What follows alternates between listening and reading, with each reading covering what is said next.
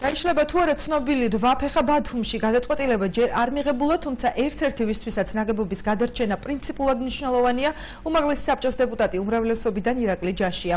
საკუთარი პოზიცია მანაჭარის მთავრობის მიერ ორგანიზებულ შეხვედრაზე დააფიქსირა და განაცხადა, რომ ვიდრე ობიექტთან დაკავშირებით სასამართლო დავა არ დასრულდება, მის გადატანაზე ან დანგრევაზე მსჯელობა უნდა შეწყდეს.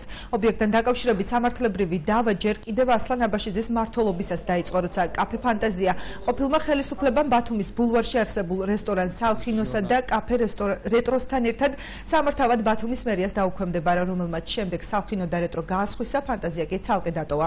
რვაფეხა კომერციული სავაჭრო კომპანია სალხინოს პანსიონატ ბათუმისგან 158,000 მონეტად ჰქონდა შეძენილი და ამ ხანაგობა სალხინოს საკუთრება იყო. დღეს მათ ადგილზე საცურაო აუზი და ბათუმის საჩოგბურთო მოედანია. ფირმას ჰქონდა რამდენიმე, გაიარა აქასო ყველა ინსტანციები და სასამართლოში არის სტრასბურგის სასამართლოში. გადაწყვეტილებამდე შეჩერებული იქნას მესი რაიონის სახით გასხვისება. მე ვთხოვ ჩემს იურისტებს, რომ თქვენთან ერთად სადამდე ამისული არ ვიცოდი ნამდვილად სტრასბურგამდე თუ იყო ეს საკითხი. დღევანდელი მესაკუთრე ვიცი ვინც არის და იქიდან გამომდინარე ძალიან დიდი მადლობა. შეკითხვებისთვის გამოთქმული